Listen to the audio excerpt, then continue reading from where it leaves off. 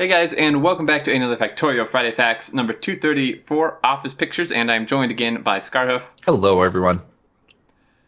So this one is very short, very simple, but this was actually probably one of my favorites in a while. It's just, it's really nice for, to kind of get a behind-the-scenes view and just something different. So first off, this is written by Kovarex and Clonin. They're moving into a new office in 6 weeks, so we thought we'd take some pictures of our current one so you can better compare later. The office is certainly more busy than when we moved in, and they have a picture here. I remember this Friday Facts of when they first moved in. Mm-hmm. It's pretty barren,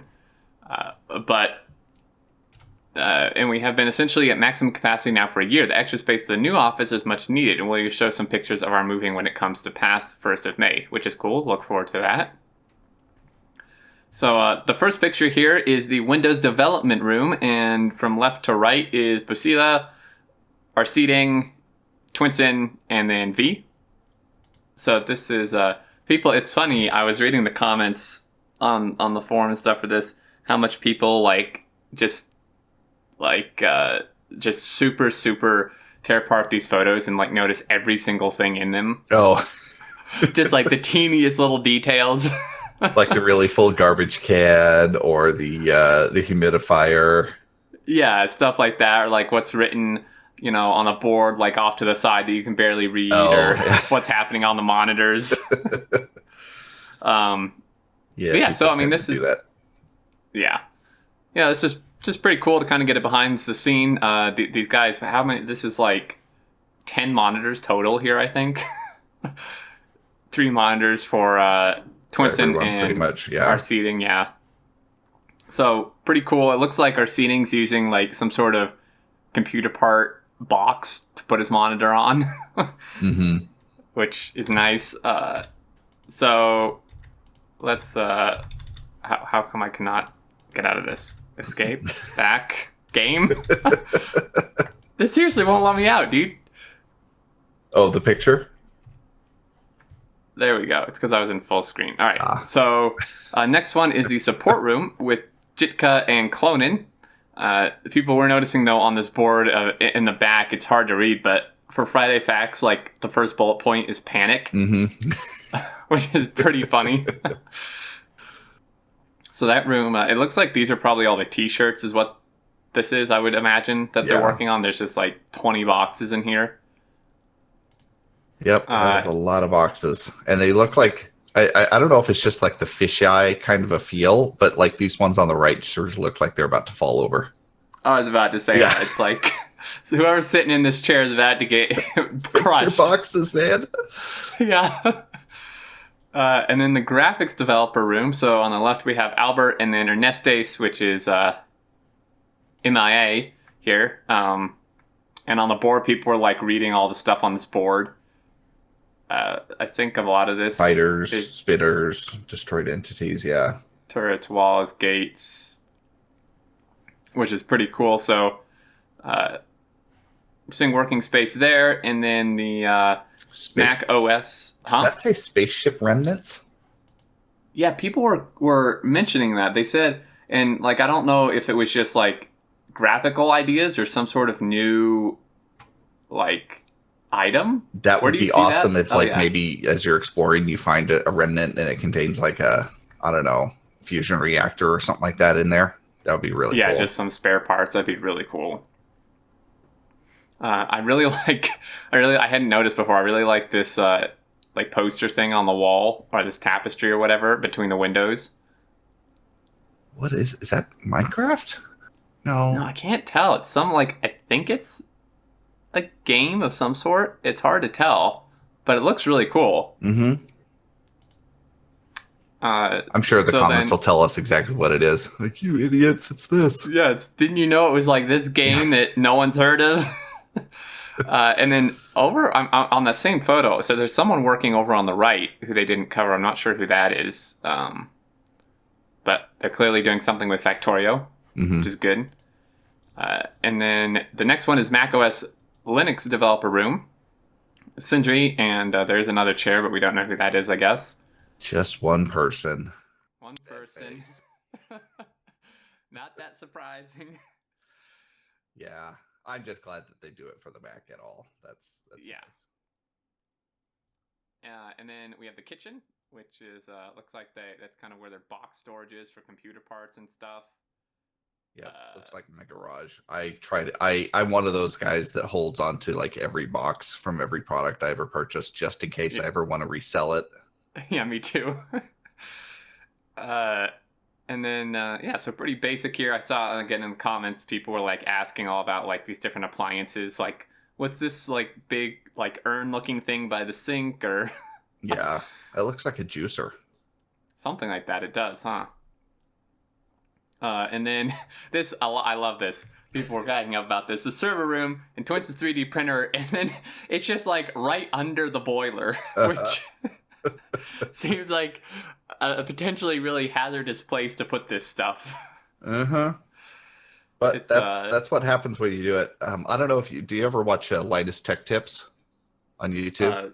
once in a while. Yeah. So his older stuff, they had their entire company ran at a house, right? So it was really janky like this. It was like the server room was the bathroom with like working faucets and stuff. Like they didn't use it as a bathroom, but like they had a RAID array in the tub.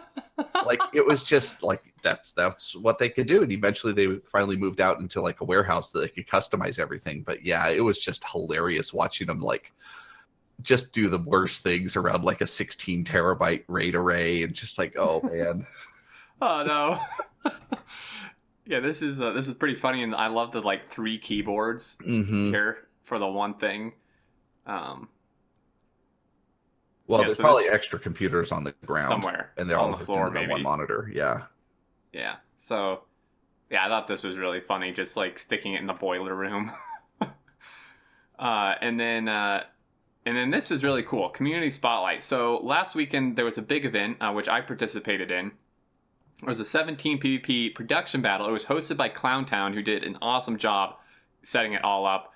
It was really interesting to watch over 20 players fight it out over the course of the 3-hour match. So it was I had a team. It was anti-elites. It was team not anti. It was like the 3RA guys, Red Mew, Shred Guy, and a 3-hour match. And it was a production challenge, but it was like PvP enabled too. Huh.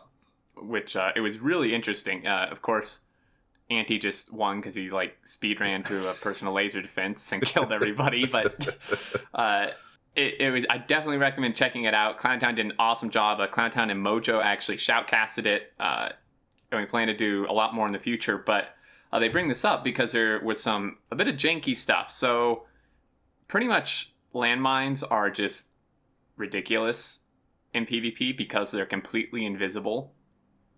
See, I did not know that until I read this.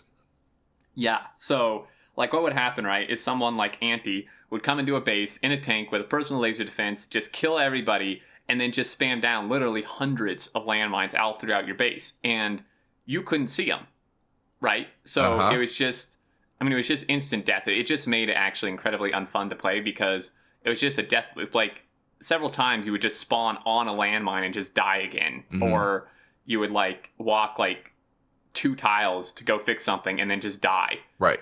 And then of course, does your factory blow up as well? If you trigger one. Okay. Like if you trigger one by a building.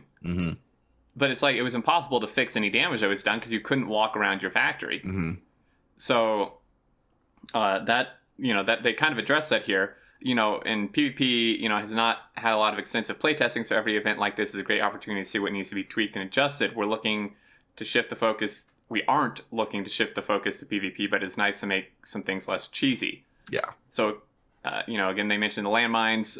They are invisible, insta-kill. That was the other thing. They're, even with, like, heavy armor on, they're just an insta-kill. Oh, lovely.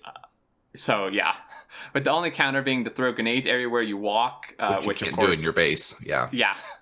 You could, like, place belt in front of you, but if you die and respawn, you don't have any belt. And then, like... you can also, I guess, like a rocket blueprint for some reason revealed them, but like a silo, but it's like, where are you going to get one of those? So in the next 016 release, you'll be able to see a small part of any enemy landmines if you're paying attention to, you can know where you walk and where not to walk. So they are easier to spot with this like foliage and stuff, it still is really difficult to see them. Mm-hmm. Yeah, I had to squint to see them for the first time. Now that I know what I'm looking for, I can see them a lot easier. But yeah, and I think people counted. There's like 15 in here, some hidden by this little tree. You could turn off your doodads, and that would probably help a lot to see them. And like on desert, they may be easier or something. But at least, at least it's something. At least you can kind of see them. And then another addition, which I think is nice, is that players will be affected by the stun mechanic of landmines, which, while it may seem like walking through them, while it may seem like a buff, it will stop you from just continually walking through them. Although, I wonder if they could just make it so that landmines, when they hit a player, only maybe leave the stun effect, but they only take off like 1 health, so they're more of a stunning kind of a thing, right? Rather than just an instant kill kind of thing. Yeah, I think something like that would be good, because I don't see them mentioning here anything about like a damage nerf. So unless that's something they plan to do but just haven't mentioned, I don't think the stun will actually help, because if it's still an instant kill, you're still just going to walk into it and die. Right. Which, yeah, give it a token amount of health, just so that, you don't want to just walk over them constantly, because eventually you will die. But just make it so that they stun you, and you have to like mine them up or something like that. Or being able to manually remove them. Grenades. Yeah. I think that you really should be able to mine them up. I really do. Or shoot them even. You may be able to shoot them if you can see them. I'm not sure. But so that, they have more utility. They say we also have some other ideas for making landmines feel better, but those are bigger tweaks that need deeper consideration. So it's just really cool. I think something else just to mention with the PvP, because I think a lot of these events will be happening more, is I think the personal laser defense needs some serious looking into for PvP. For PvE, for the normal game, I think it's good. Like, I wouldn't want them to tweak it for that. But like, because these PvP things are in scenarios, right? So they should be able to just tweak it specifically for that. Right. That actually was what was mostly OP, because that thing is insane. You can get it. So Anti had it with the personal solar panels and some batteries in like a modular armor. I think he had a power armor, but still, it's like, you can get it, and then they're not, they're kind of expensive, but they shoot like 3 times as fast as just a laser turret, and they do more damage. So it was, and they're mobile, and you don't have to plunk them down and run electricity to them. Yeah. So it's like, it was, those were an insta kill too. Like, if you had armor, you could take like 2 shots, but then when you respawned, you would just die, like just 1 shot from it and you're dead. And that was really what was overpowering, because no one could do anything. Like, he's in a tank, and even had robots repairing him with, laser defenses. So it's like, you're just screwed, because even if you get in range to shoot him with something, you just die before you can even get a shot off. Yeah. So I think something in there, like just for specific PvP things, it would be kind of nice to change those in some way. But yeah, overall, I think it was fun. It's a really cool Friday Facts, even though it wasn't entirely game related. And and that pretty much does it. Do you have any other thoughts? Nope, nothing else. All right, that'll do it, guys. Leave your thoughts down below in regards to any of this. If you spot anything interesting in the photos, or thoughts in regards to the PvP and landmines, definitely leave them below. But until next time, we will catch you later.